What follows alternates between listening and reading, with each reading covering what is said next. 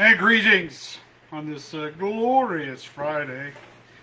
It is a pleasure to be here.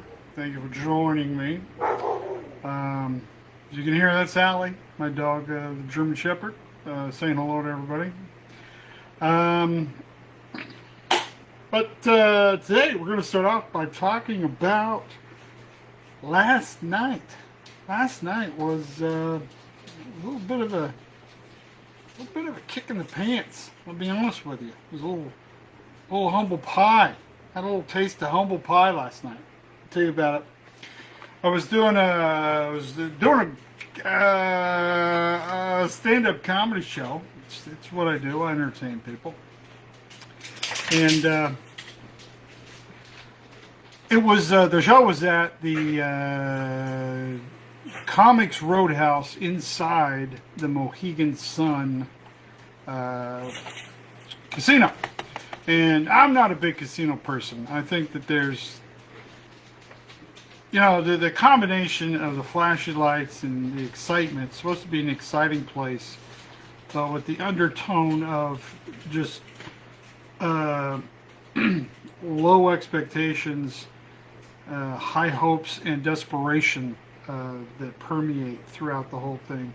Casinos kind of just not my thing. Not my thing. I'm not a big casino person. I'm not a gambler. I'm not a gambler. Well, not in that regards.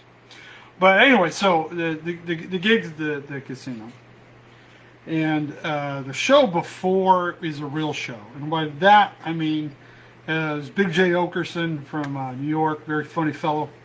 Highly recommend if you like dirty comedy, Big J Okerson,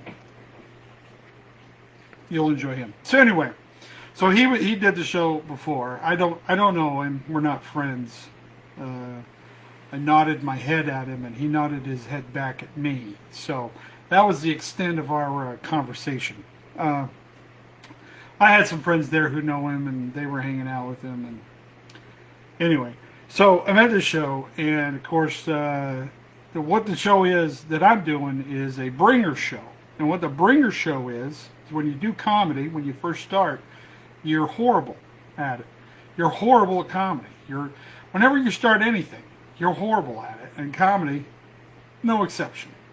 There might be a few exceptions to the rule, but in general, you're horrible at it because you don't know what you're doing. As a wiser person than myself once said,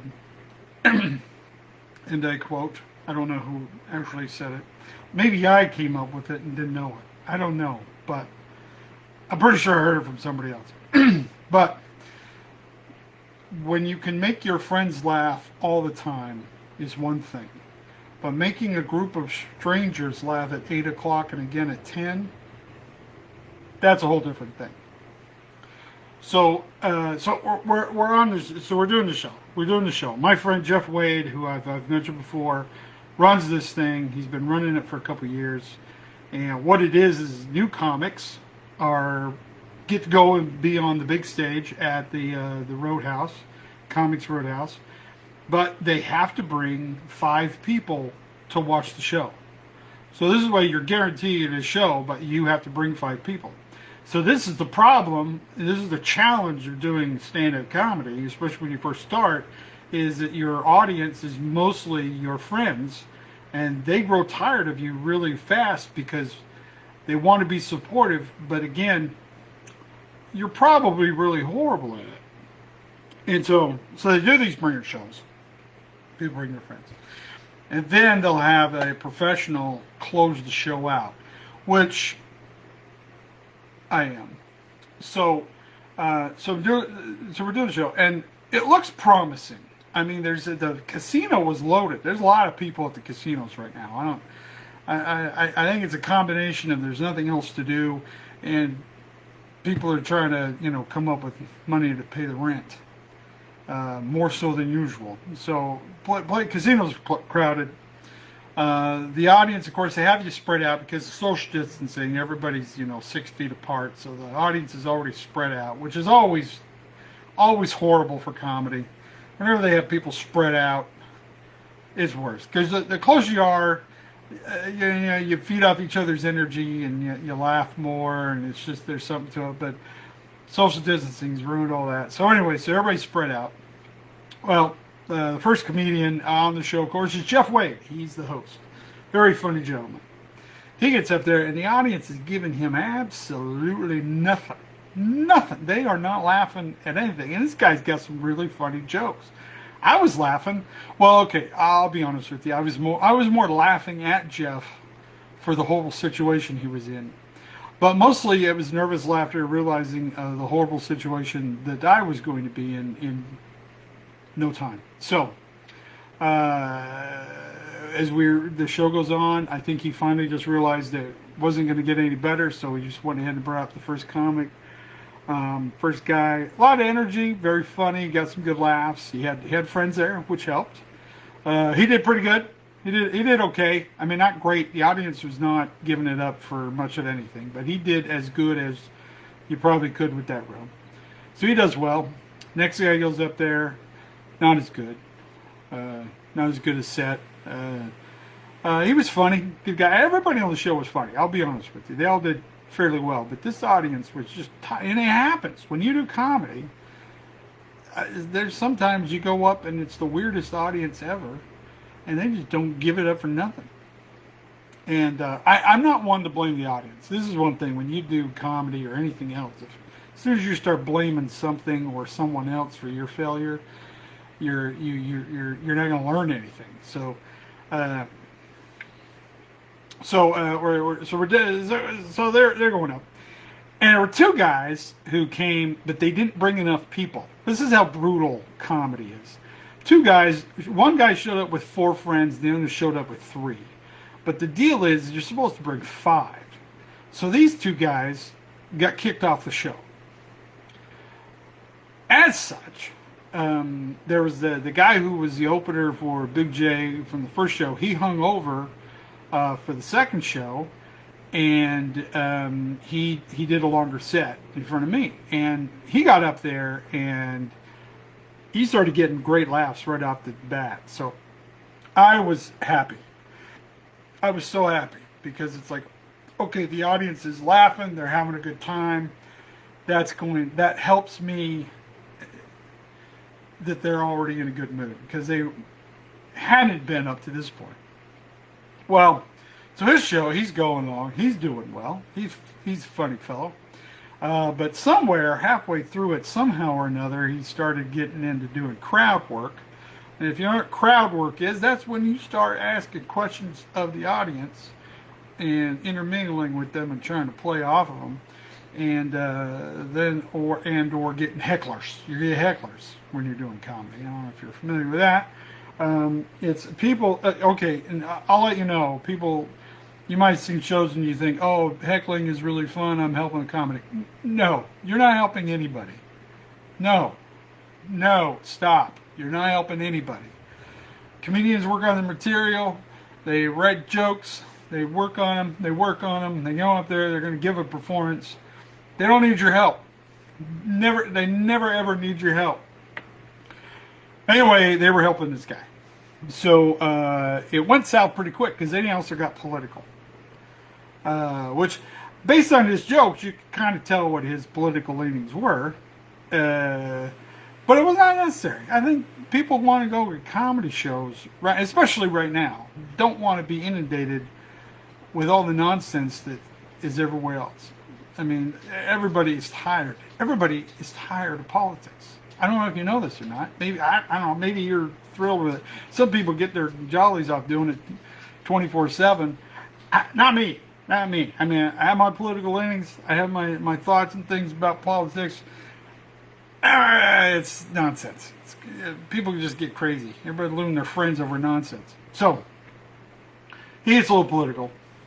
So the crowd goes weird again and very quiet. And it was at this point where he had completely lost the audience that I get to go up. So I've got half the audience is, well, not half. The handful of people in the audience are pissed because their friend didn't get to go up. half the people are in there because they got free tickets, got drug in from the out of the casino because they've lost all their money already, and they were just hoping to get these people to, you know, buy some chicken fingers and a couple beers. So they're in there, so they're not really paying attention. And then I go up and do my thing. Now, I'm a very funny gentleman. Audiences love and adore me. It's what I do. It took a bit of a beating. I'll be honest with you. It was I got some laughs. Not gonna lie, I'm gonna get them. But not as good a set as I was hoping to get. I'll be honest with you. It was a little.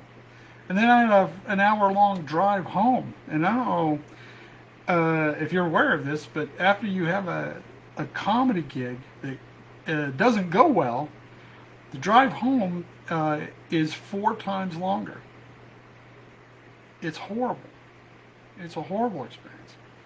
But so that's what that was my night. Got that, and then got home, and thankfully I have a lot of wonderful people out there supporting me, and I appreciate it so much. In fact, I gotta give a shout out to 2 people. So I'm feeling down this morning. I was going to do some more videos earlier this morning, and went out in the backyard and had some ideas. Just couldn't get going. Just not feeling it.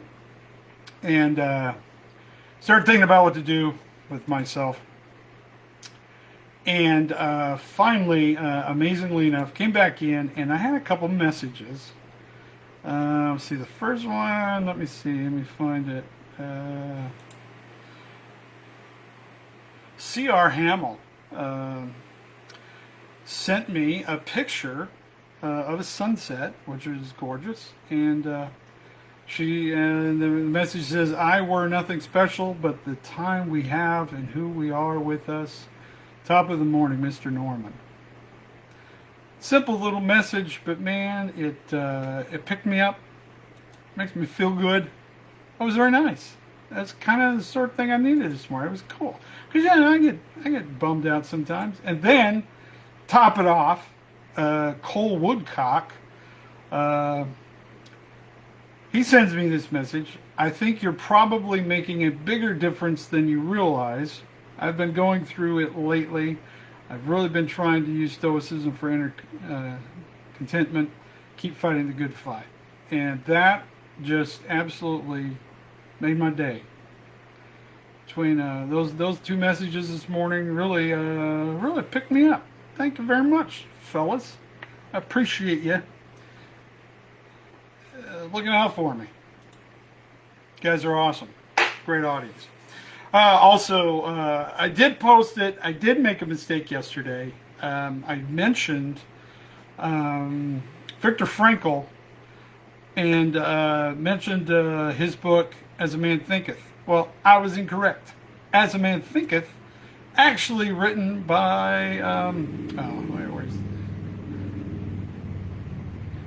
James Allen. There we go. James Allen. And it's a great book.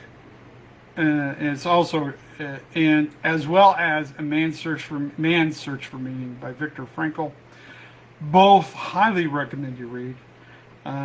Great for just kind of putting your mind right and getting things in perspective. And it's, I think a lot of people are are using this time to really kind of open their eyes and really kind of reevaluate themselves. Because as we realize that, here we've been building ourselves up for what we thought was real life, and now that's all gone. I mean, if anything, we can see how fragile our reality is, and how quickly and easily it can be disrupted. Because we get kind of complacent and get caught into just buying into all this nonsense. And then when this COVID thing hits and everything just falls apart, basically, gets you thinking. Gets you thinking. And I think a lot of people are looking, they're searching. And one recommendation I would give anybody is, don't get caught up in spending a lot of money on self-improvement. You're going to waste a lot, because a lot of these guru types, and I'm not. Look, I would enjoy being a motivational speaker. I would enjoy living that kind of life. I would be absolutely, but at the same time, most of them are just basically telling you the same thing that. Well, look, if you read As a Man Thinketh and Man's Search for Meaning, and maybe a couple other books, you've pretty much got the whole self-improvement thing down. As how to arrange your thoughts, how to think about things, how to set goals. All of that is available to you very cheaply. I mean, I think A Man Thinketh, I think you can get a copy of that for like $4 off the internet at this point. So there's you don't need to spend a lot of money on doing what a lot of this you already know. I mean, a lot of this you already know. You know, to stop filling down on yourself. Well, start doing things. Make goals. Set a plan. Start with small goals. Build on those goals. All of these things you already know. You already know all of this stuff. Every one of you already knows everything you need to know. It's all in you. You have it. You have what it takes to be a happy person. Truly do. So, yeah, politics, that's my thing. I am so, and look, I've been a political person most of my, I was into debate and all that stuff in high school, college. Went to college on a debate scholarship. I'm not going to brag. Just, it's real. It happened. I also, coincidentally, in case you're wondering, wonderful fact about me, I actually had 2 times I have been offered scholarships, full ride scholarships in dance. Yes, because back then they couldn't get any guys to do it, and I was willing to do it just because it looked like fun. So I was dancing. So I'm a classically trained dancer. So in case you're wondering where I got those moves, my friends.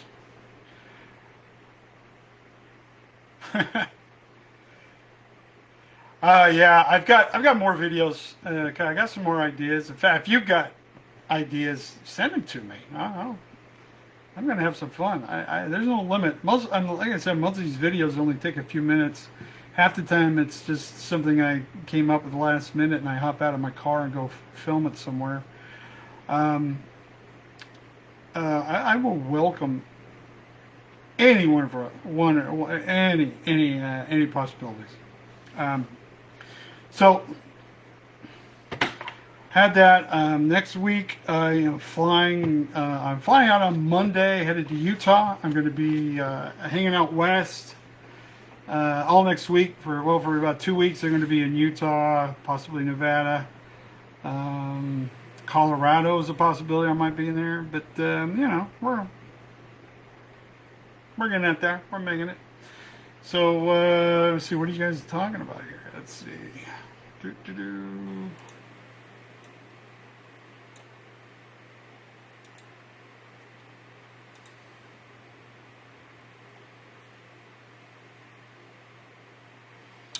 Trying to pull up the feed here of what are you guys?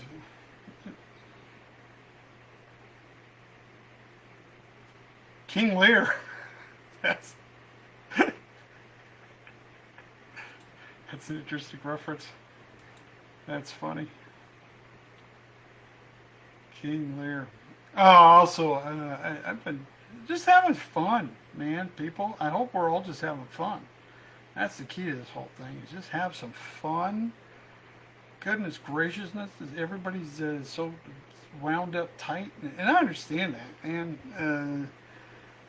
Having to deal with, well, first of all, just all the lockdown, half of us out of work, no money coming in, having to deal with bills and bill collectors. It is nice just being able to say, I don't have any money, everything got shut down, and they're actually working with you, which is pretty amazing. Banks are pretty cool. But yeah, also a lot of you have been sending me video clips of your performances. I know you guys saw the one I just posted. Let me find it here.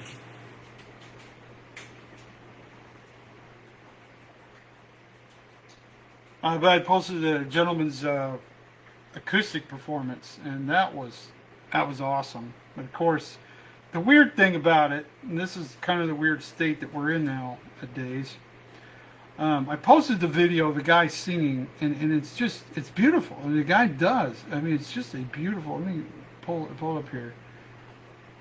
All right, Ryan Gable. If you go on my page and you scroll down, you'll see it. Ryan Gable plays this beautiful song. I mean, it's just a beautiful song, and most people are making comments saying how wonderful it is. Rightfully so. Beautiful. Wow. Excellent. And then this one weirdo has posted this guy named Brett posts this diatribe about all the horrors of the world going on. He's like, really? Really? You think that you're solving all of the world's problems by putting a manifesto on a Facebook thread of a guy singing? Are you freaking out of your freaking mind? This is what's part of the problem with everybody is no matter what you post, everybody's got to get political with it. Regardless of what you're talking about. Maybe you just do a joke about something and people are losing their freaking minds. Calm down, people. Calm down. Everything doesn't have to be political. I mean, for crying out loud, we got political about chicken sandwiches for people. Chicken sandwiches. People get in fights, political debates over chicken sandwiches, over My Pillow, over everything. We're getting in fights about everything. This is just absolutely insane the way the world is going right now. And I just get tired. I just decided not to participate in it. I'm gonna, call people out on the nonsense. Okay, the deal with the couch. That's the other guy. Come on, you people. Okay, if you guys haven't seen on the couch, there's a friend who looks just a lot like me, who's been posting videos about selling a couch. And so you guys, everybody keeps. I'm not selling a couch. I don't even have a couch to sell. Calm down out there. What is his name? The Buddha guy. He's Backwoods Buddha. Also an amazing musician, I might add. Let me find him. He's chatted with him.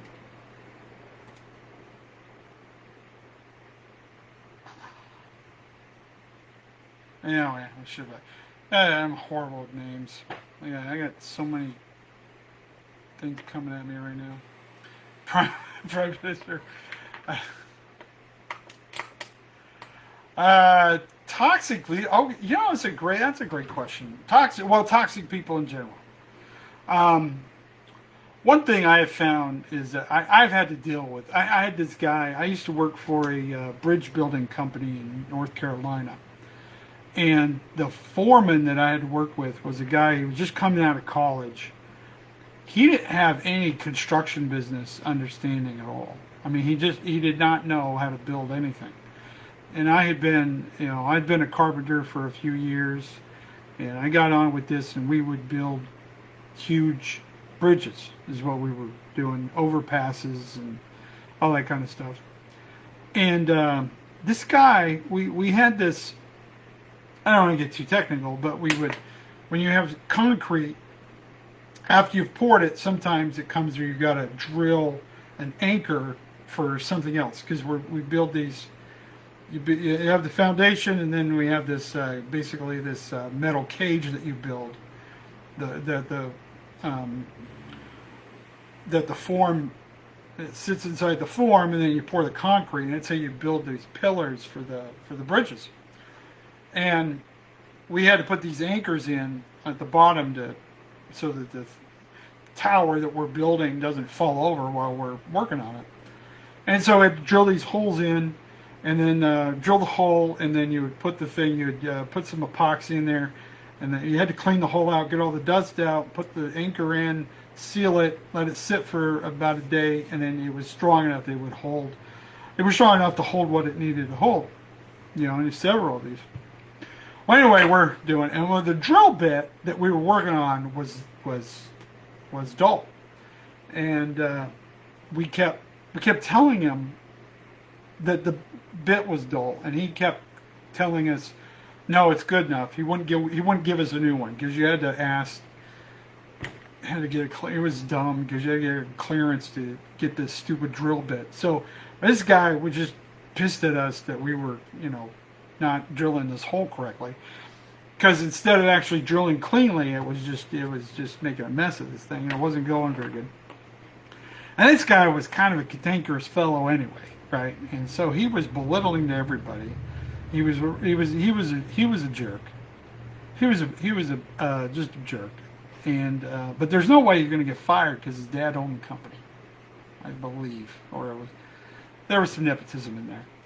And anyway, so he just starts going after me and the other gentleman that I was with about I was younger. I was still in my early 20s at the time. I'd just gotten out of the Marine Corps, so I was about 26. Anyway, so this guy, so we're about almost the same age. I think he's just a couple years older than me, and he's just throwing a fit that we're not drilling this hole good enough. And he's calling us names and throwing things, and I mean, he's just carrying on. And so he goes to try to drill the bit out, and he screws it up, cracks up the concrete, makes it even worse. Just about burns up the drill until finally he finally goes and gets us a new drill bit so we can just do it. And after just having to deal with this guy's verbal abuse and just complete cantankerousness for several hours, for days, and then just the highlight was just him going off all morning long about this drill bit. I finally just stopped. I just went, sat down, and you know, he comes up and starts screaming at me, right? And mostly I did it because of the way of the language that he was using towards the other gentleman who I was with, an older fellow. I did not appreciate what was going on, and so I just clearly said, well, I think we're going to quit. And he's like, what? You know, because they were behind schedule, and so he started throwing a fit. And I said, look, I'm not going to work with you anymore. And then he starts calling me a baby, and I say, hey, look, you call me whatever you want, but I'll tell you right now, you're not going to treat me or my friend like that. I said, we didn't do anything wrong. You were the one that made the mistake, and you're trying to blame us, and I'm not going to put up with it anymore. And so he said, well, you can't quit, you're fired. And I said, well, go ahead and fire me, because I'd be happy to go in front of anything with the state, tell them what's going on here, especially with the things that you said to him. The gentleman's race might have been part of the issue, and the words used about his race, part of the issue. I'm not going to go into that. Anyway, so what had happened though was the guy who hired me, you know, this dude called over and said, oh, this guy, you're going to fire this guy.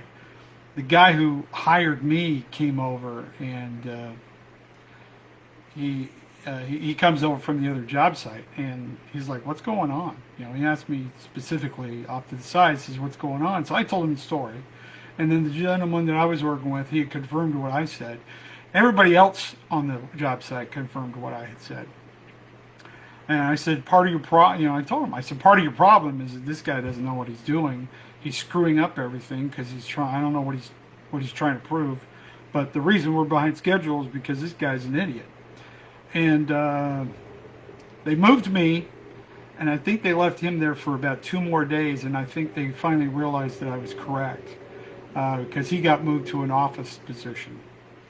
So, so if you're if you're in a position to stand up to these people, stand up to them. Sometimes you just got to take it. You get in a situation where there's just a lot of mean, stupid people in this world. There's a lot, and sometimes you just got to deal with it. But a lot of times, I get tired of dealing with it. I think as you get older, this is one of the great things about as you get older, is you realize a lot of the stuff that you fret about when you're younger is nothing. Is not like I don't even remember this guy's name. I you know what I mean? And here at the point, it's like I really needed the job. But at the same time, I wasn't gonna put up with his nonsense. And just finding in yourself. Just is it something you could deal with? Is the person something you can deal with, or maybe also bring it up. That if you got a problem with somebody, if they're strong enough, if they're a good enough person, they can handle criticism.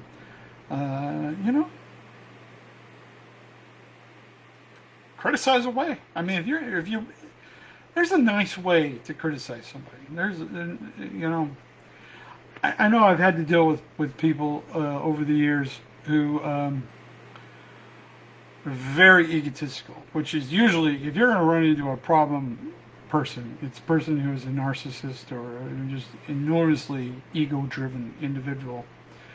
And part of the problem with dealing with them is that they want all the attention all the time, and they always want everything about them. And so I've used that to my advantage. Here's how. If somebody wants all the attention, wants all the credit for everything, and usually most of these people have horrible ideas. Typically the best thing to do is let them have whatever it is that they were desiring, whatever it was that they were trying to obtain, and varies with circumstances, but a lot of times with people, you just have to let them have all the credit. That way, when it fails, they can take all the blame. Now, most of these people always find someone else to blame. But if you can get it solidified in their mind that it was completely their idea, completely their failure, boy, that's a fun experience to go through.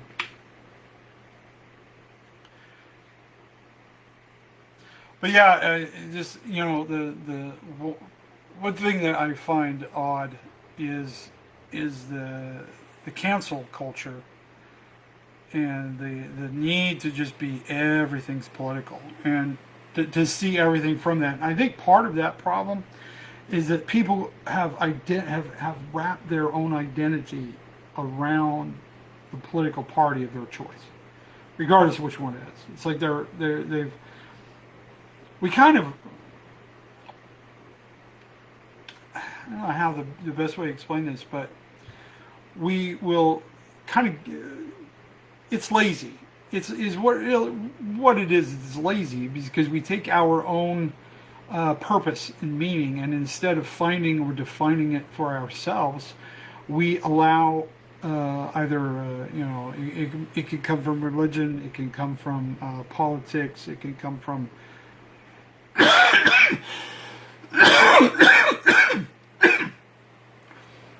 playing the group of people you're playing Minecraft with, or whatever video game of your choice. But instead of actually finding our own peace and happiness, we associate all of our identity with an organization. And so we go all in, and that's why you have problems with people in politics, especially politics, who kind of fall into this trap where my side is good, we are the only good, and they are bad and evil. Whoever it is They are bad, and they are horrifyingly evil, and they are destroying the world. They are the problem. And it's because they think that the reason that they are part of whatever organization it is because they have good intentions. And they want to do good things. They want to make the world a better place. And this organization is going to make the world a better place. And if you oppose anything that that organization wants to do, well, then you're a horrible, horrible, evil person, because how could you possibly be opposed to what it is that they're trying to achieve? And that's really what comes down to politics, is it's not about what anyone wants to achieve. I mean, people don't, I mean, I know this may come as a shock to you, but nobody actually wants a whole bunch of homeless people. Nobody, very few people, except for those who are making an enormous amount of money on it, actually want to go to war. War is horrifying. It's a terrible thing. Nobody wants to do that. But there's all these things that we fight over, and it's not really over anything good. It's just that we are fighting over how to accomplish something. I mean, you think about that. I mean, if you want to end homelessness, why would you fight anybody else who's trying to end homelessness? But it's like we want to put an end to it, or at least some people want to put an end to it. Others just want to keep it going so they have something they can run campaign ads again, all the time. So it's a little weird. It's a little weird what's going on. Oh, here's a question. Utah. Yes, my friends, I am from Utah. I grew up well, our family moved around a lot. My dad was a diesel mechanic, so we moved around a lot. So I lived I was born in Granger, Utah, which no longer exists, by the way. It's now part of West Valley City. And then we lived in Kearns, we lived in Provo, I lived in Yerington, Nevada for about a year or so. That's a great story. I'll tell you about Yerington sometime. And then we moved back to Utah. I lived in Sandy, American Fork, and then Provo, and then I went to two different high schools. I went to Timpview High School, and I went to Springville High School. Graduated from Springville High School. Then got out, went to Snow College for a year, if you're familiar with that. Snow College, went there for a year, debate scholarship, thank you. Also, was offered a dance scholarship because I could do the lifts, I could pick the ladies up for the day. That's why. Patrick Swayze, that's what you're talking about right here. Don't put baby on a corner. That's me. I can do that. I know how to do that. Got the strength. I got the shoulder strength. It's shoulders. People don't realize it's all in the shoulders to lift. So then I went on a mission to New Jersey for the Church of Jesus Christ of Latter-day Saints, also known as the Mormons. Did that for 2 years. Came back. Went to school. Work. Summer I worked over, and I went back to New Jersey. Actually, I worked in concrete. I wanted to learn how to do that. And then I came back to Utah. Did a little bit of college, and right about that time, what was it, in 90? Yeah, November of 90, the Gulf War, Saddam Hussein invaded Kuwait and all that took place, and so I joined the early part of November, joined the United States Marine Corps, and then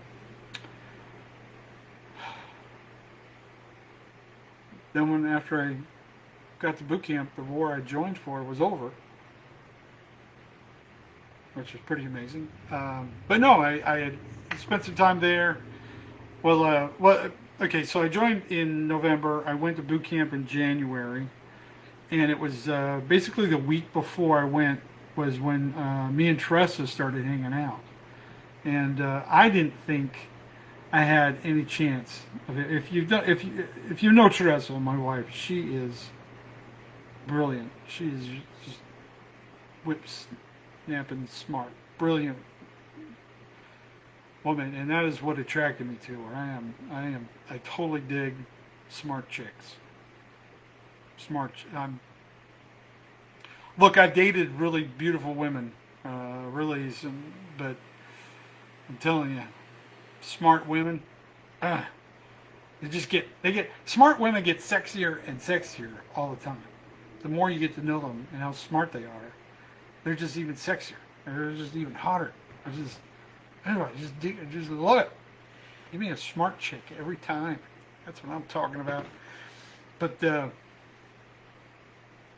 so I go to boot camp. Did there, what was it, 4 years? Did 1 year in Okinawa, Japan, at Camp Schwab. I got to go to Norway. I got to go to Thailand, Japan. Had a lot of fun. Loved the Marine Corps. It was an absolute delight. Highly recommend military service, by the way. If you're a young person, you're not sure what to do with yourself, join the military. Well, maybe wait till we're done fighting wars. Unless you like that. Unless you want to go to war. I joined because of war. I was going to go to war, and then I never went to war. I got close, sort of, almost once. We were trying to think if I can talk about this. No, I can't talk about that. Okay. Anyway, what had happened, I won't give any details, but standing there, we're doing an operation. We're doing field stuff. We're basically out camping, blowing stuff up. And one of the first sergeants comes in and he looks at me and goes, "Norman, grab 2 guys and head back to this one place." I won't. Anyway, so I grabbed 2 guys and we took off. And from what I understood, we were going to be going home. We got 2 hours to run home, pack our bags, and then we were going to go to the air base, and we were going to get on an airplane, and we were going to fly someplace and get shot at. And but in the time from the time he sent us off to go, and we got to the back to the company office. By that time, it was only about a 15-minute drive. That they had changed their mind and wanted us to go set up a radio somewhere else for this particular exercise that was going on, and for the real world situation that was about to take place. So we were running simultaneously. We had a military exercise, and we actually had an actual real life thing going on. And so we were sent back to go and set up a radio for the real world thing that was going on. And so instead of being out in the field for what was going to be 2 months where I wasn't going to be home, because of that situation, I didn't go anywhere, and I got to stay home every night and just man that radio station. So that was cool. Came glad that close to actually going to where they were shooting people. So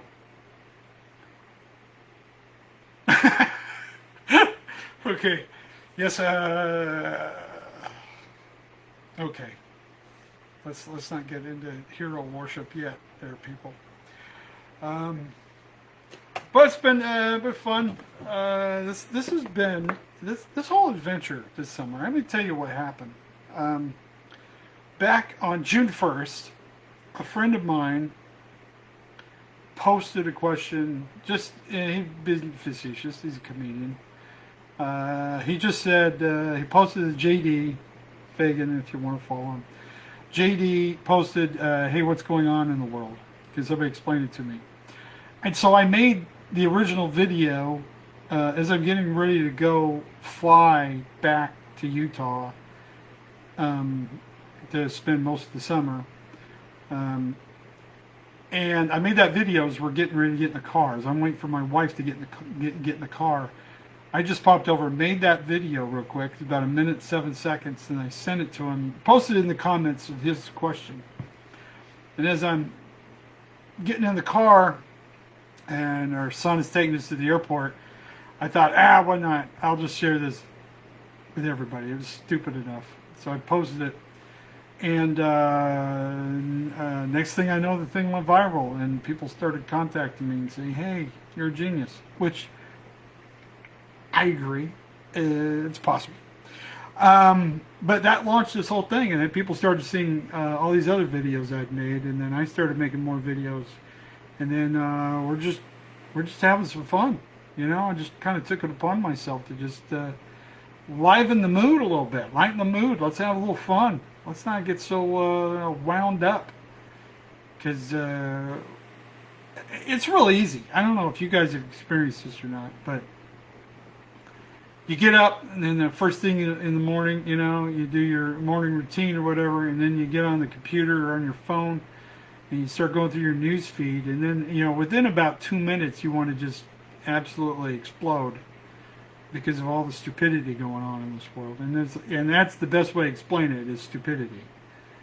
Because nobody in their right mind would make these decisions if they had rational thought bouncing around in their head. But we're all having to deal with it, and it gets frustrating. And this is my lament about government and people who want more government. I mean, think about this argument: the government is horrible and does horrible things. Therefore, we should give the government more power. I don't get that logic at all. I don't understand it at all. I'm not a big fan, because when you give government power, they'll use it, and they'll use it against you. And it doesn't matter. And this is left or right. I mean, I don't care which side you're on. You centralize power into anybody's hands, you're going to have problems. As they say, power corrupts. Absolute power corrupts absolutely. It's true. It is absolutely true. And we see it over and over and over and over and over and over and over again. And then when we think, oh no, it won't happen to us, well, then we do it again. So we should be, and that's the beauty of this country, is that we actually established something that restricted what the government could do. I mean, think about it. Your Bill of Rights is not stuff that, it's not stuff that you're given. It's stuff that you're protected from the government from taking away from you. It's things that that we're already assuming that you have these rights, and the restriction of the Bill of Rights was to say the government can't restrict you from these things because you have the right to protect yourself and be happy and all that stuff.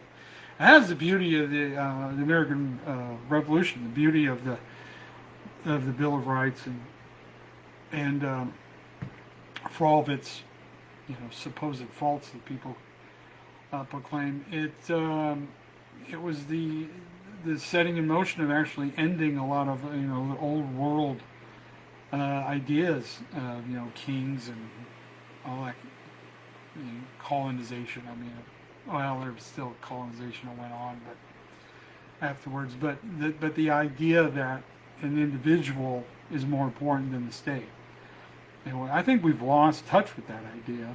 I think an individual and a person, and we can come up with ways. I mean, I know this sounds crazy, but if we eliminated the politicians and then we actually just sat down and started working out, I think that we can come up with compromises on healthcare and on stopping homelessness and all this stuff. But we have so many powers that like having all these problems because they're making money off our problems. So instead of solving problems, they just keep them going so they can make more money off of us and have more power and control over us by saying, well, we just need more, we just need more laws, fix the problem. It's like, no laws fix anything. Hardly ever do laws change anything, for crying out loud. Yeah, I'm tired. I think everybody is. I think we're tired of everybody. It's like if you say, well, I prefer not to wear a mask. All of a sudden, because you would say something like that, somebody will automatically assume that you're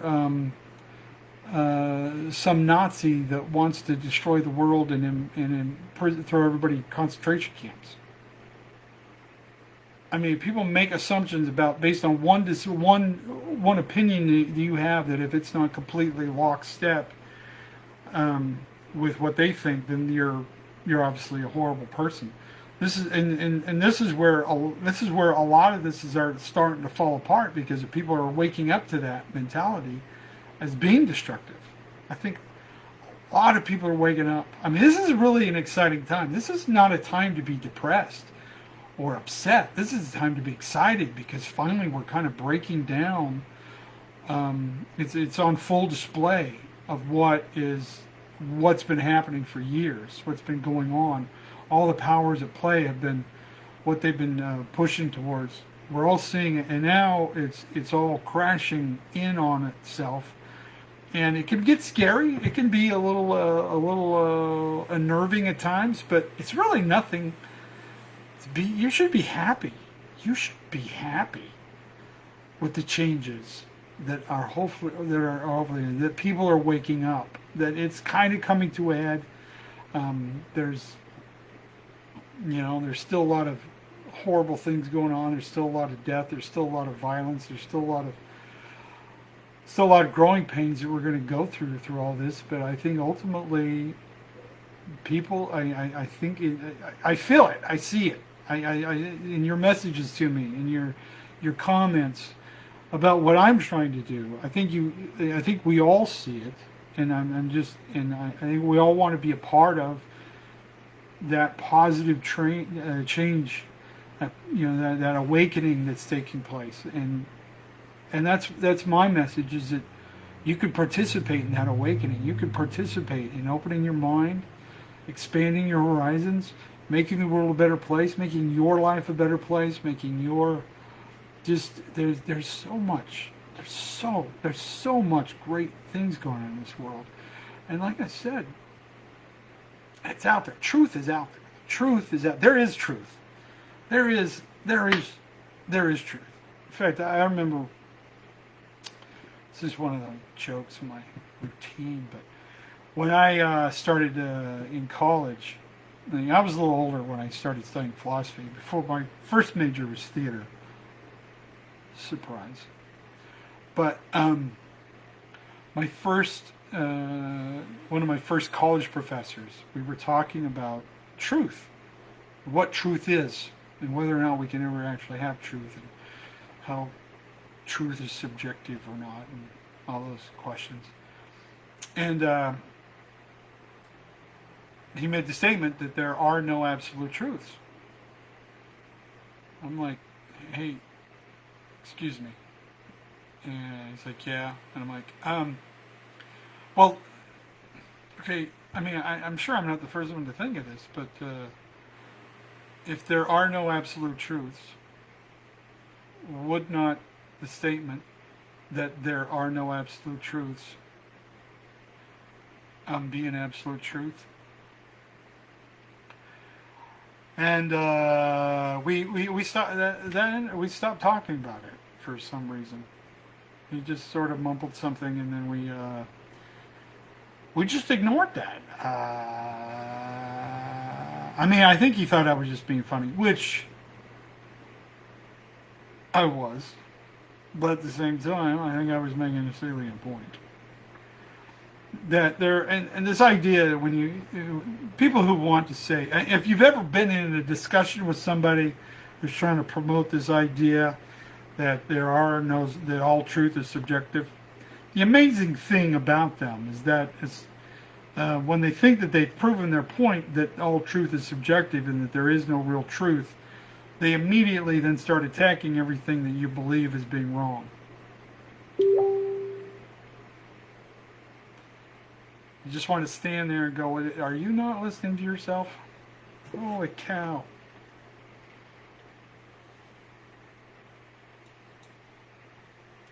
Somebody sent me a... But anyway. So big plans, flying out. On Monday I got the show. Okay, here's the deal. I'm doing a live show at Wise Guys in Ogden, Utah, next Friday and Saturday, 11th and 12th. And I'm going to record it and I could possibly set it up if I have enough, if there's an interest to broadcast it live. I don't know if anybody would be interested in that. If you are, let me know. I might try to work that out and actually go live from. I won't do the whole show. It'll probably just be me. I won't do the other comics unless they want in on it. But yeah, because I was gonna. I need a comedy album to release at some point in time. Anyway, you guys, it's been absolutely delightful. You guys have been amazing. I'll go through your comments and anyway, I'll go through your comments and prepare something. Hopefully I'll come to you live, possibly Sunday with the missus, with Teresa. We'll be doing one of these together, and then of course, yes, I am a Mormon. Yes, I am. I'm still a participating Mormon, but I'm also a Stoicist. I started reading. I don't know. Did I bring it? Anyway, here's another book I highly suggest. Dao De Ching, or however you want to say it, by Lao Tzu. I picked this up. I started reading this when I was a junior in high school because there at Springville High School they didn't have much of a philosophy section. I'll be honest with you. I think it was like 4 books. This was one of them. They had this in the philosophy section, and so I picked it up and I started reading it. And since that day, I have, I think I have, over the years, I think I've had about 40 copies of this. Mostly because I either lose them or give them away to people because I love the Dao De Ching. It is. Don't bother with the I Ching. If you're part of the I Ching, don't waste time with that. Just, this is one of the greatest books of all time, Dao De Ching. Highly recommend it. It's a good read.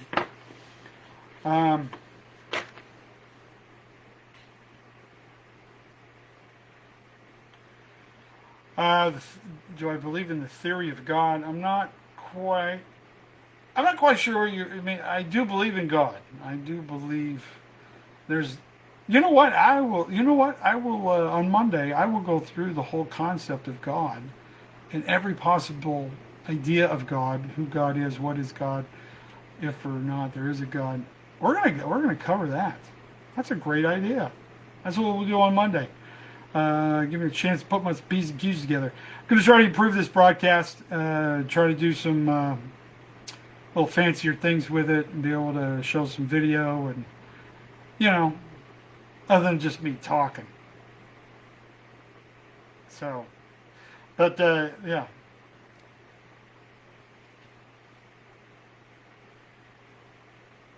Anyway, you guys. Thank you so much for joining me. Thank you much for being here.